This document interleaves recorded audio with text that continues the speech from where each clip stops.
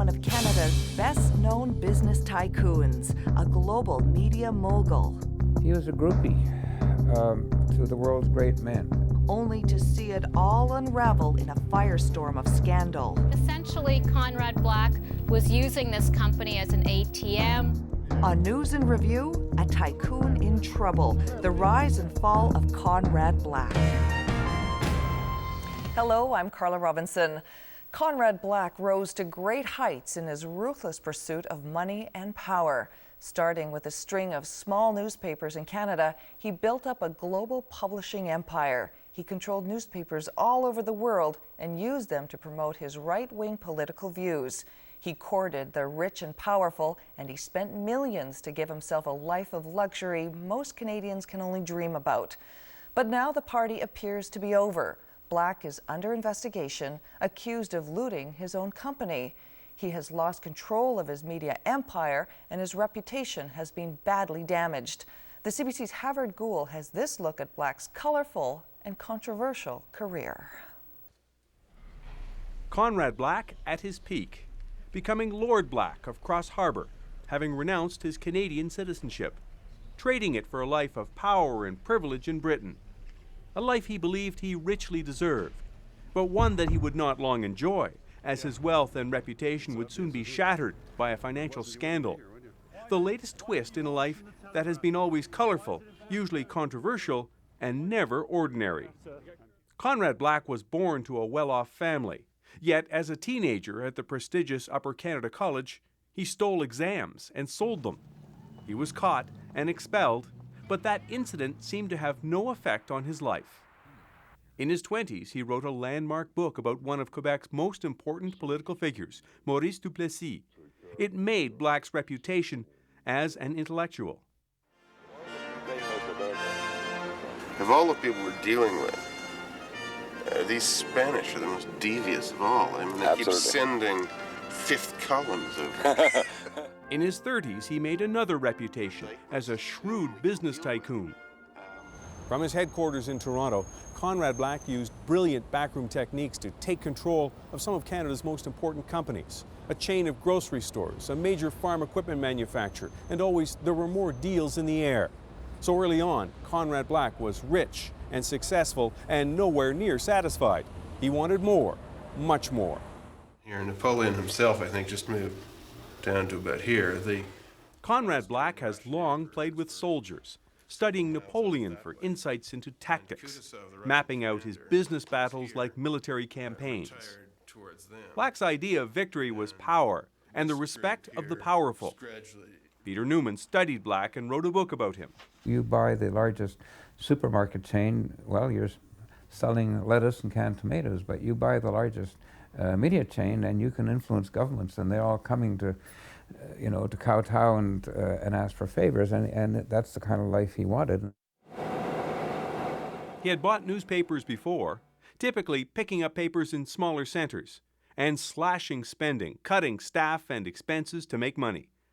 But in the 80s, he went after a newspaper in London very few people thought could make money for anyone.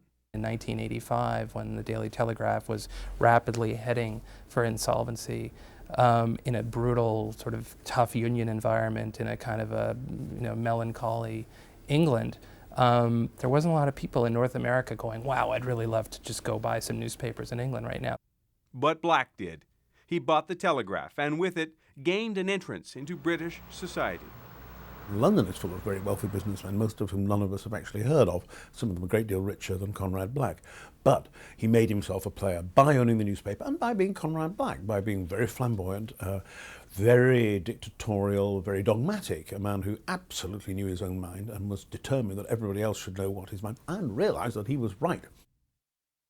He was a groupie to the world's great men. We look at his boards, the Duke of Wellington, the Lord Carrington, the former head of NATO, Margaret Thatcher, Kissinger. These are all the sort of his contemporaries in the sense of the great men of his time. With his second wife, Canadian journalist Barbara Emile, Black lived a life most only can dream about, with houses in several countries, and in London, lavish parties with the rich and powerful. Barbara Emile was not well known in this country, though I gather she was in Canada. She was just another journalist, admittedly a very beautiful, well-preserved journalist, but just a hack like the rest of us. Then she married Conrad, and we began to see the extraordinary amount of money that was being spent. I mean, this woman made Imelda Marcos look like Cinderella. It was the most amazing splash. And so, bit by bit, they managed to make themselves into this couple that were incredibly grand entertainers, and sort of great London host and hostess in the grand tradition going back for years and years and years. Black bought more papers, 600 worldwide, almost 60 in Canada alone, at one point controlling 42% of the daily papers sold in Canada. His influence becoming a story on its own. And the issue is that the ownership of newspaper conveys a great deal of power. That's why people like Conrad Black are keen to own newspapers. Black was loading up his companies with debt. But it was the 1990s. A lot of people in the business world were on spending sprees because of the high-tech boom. There's certainly room for two papers out there. And near the peak of that boom, Black reached for more power in Canada, founding the National Post, a paper that would match and promote his right-wing views. It's as close as I normally get to an emotional moment, I'll give you that. He wanted to be the man who ran the only, what he would say, a national conservative paper, large and small c, and he would be the power behind the throne, and politicians would come and beg for his support. Pretty good. Yeah. It was a classic Black move about power exercised in his own style. He had tons of parties in the beginning. We had, lavish Conrad-style parties where he'd make fun of the Globe and Mail, where I now work. He'd mock all the lesser opposition, and he'd be on a stage somewhere in one of his impeccable suits, and we'd all be gathered around. One time it was at the Gardner Museum, I remember, and, there was lavish food and booze, and, he'd make this wonderful stirring speech, and we'd all, yeah! It was great. It was like him rallying the troops, The Post kept up relentless attacks on Prime Minister Jean Chrétien's Liberal government in Ottawa, a strategic error as it would turn out. For Black would need the goodwill of the very government his paper was vilifying in every edition. In Britain, Black was offered a peerage, an honor often extended to newspaper barons. It was a chance to become Lord Black, but that's when Ottawa got involved.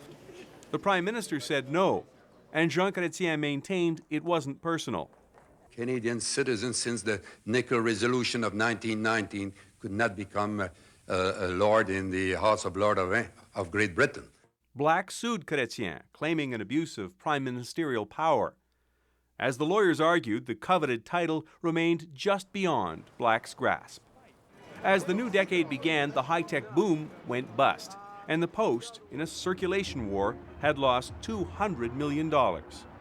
In business and military campaigns, sometimes it is wise to cut losses. But Black had another reason to sell. Non-citizens can't own newspapers in Canada, and Black would give up his Canadian citizenship to accept the title and robes in London. I, Conrad, Lord Black of Cross Harbour, do swear by Almighty God that I will be faithful and bear true allegiance to Her Majesty Queen Elizabeth. He loves showing off. He loves costumes. He was so pleased to be dressed up in his peer's ermine robes when he became Lord Black, when he took his seat in the House of Lords. Lord Black of Cross Harbour, magnificent sort of name. Conrad gave the impression he was just loving it.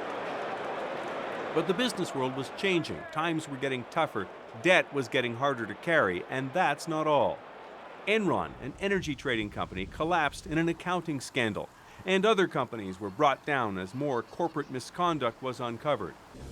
Businesses, their leaders, and every dollar spent were suddenly coming under new scrutiny. Shareholders began taking a hard look at the books of Hollinger International, Conrad Black's holding company.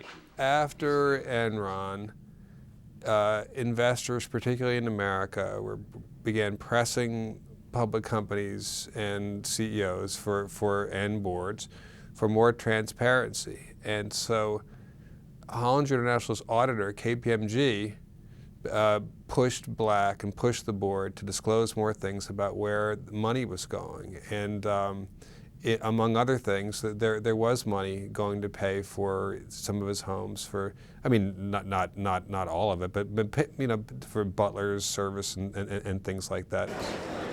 In a matter of a few years, Black and his wife and top lieutenants had received $200 million in management fees, an extraordinary sum, questioned in a shareholder meeting that turned into a confrontation with Lord Black. One of his tactics when he's criticized, he gets very outraged and sort of, how dare you say this and this. He's the victim, you know. So he's, and at that meeting, he was the victim of all of these sort of know-nothing shareholders who didn't understand what a great job he was doing. You insist you have done absolutely nothing wrong, sir. There's no suggestion of an impropriety. Read the press release. As the investigation started and the lawsuits grew, Black tried to sell the Telegraph. I'm here to be interviewed by the judiciary, not the press.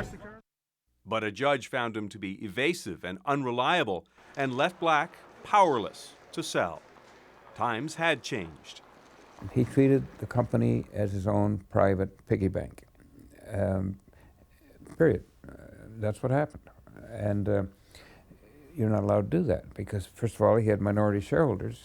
It was public money. It wasn't his money, but that's the way he acted. And if you were to accuse him of that, now he might say, well, he would deny it. But at the time, he would just shrug and say, well, why not? The allegations keep growing. In late August, a report accused Black and his associates of looting $400 million out of his holding company at the expense of other shareholders.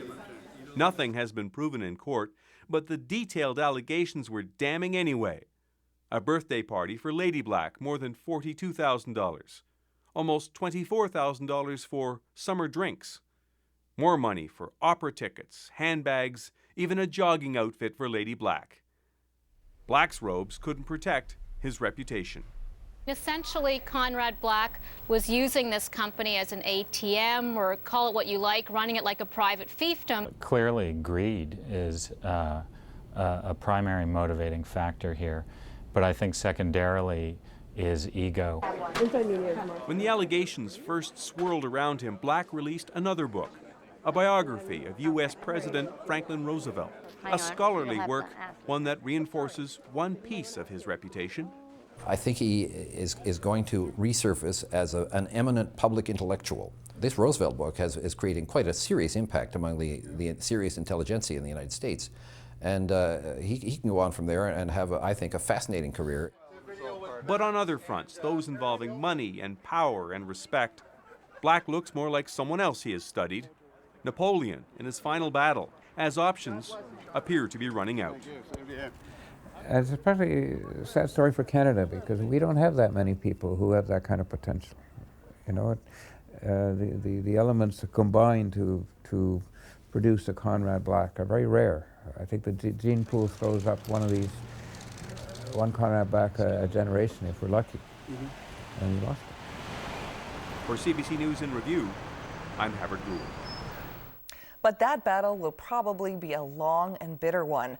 Hollinger's shareholders are preparing court action to try to recover at least some of the money taken by the Blacks. But Black still insists he did nothing wrong, and he is expected to fight hard to hold on to his money and his reputation. So it may be quite a while before the last chapter in the larger-than-life saga of Conrad Black is finally written. And that's News in Review. I'm Carla Robinson. Thanks for watching.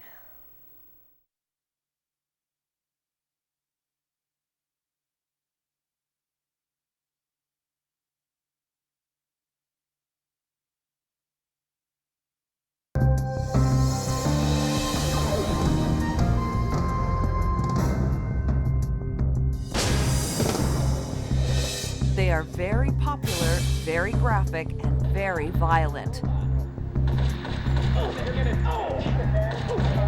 But can violent video games turn some young people into killers?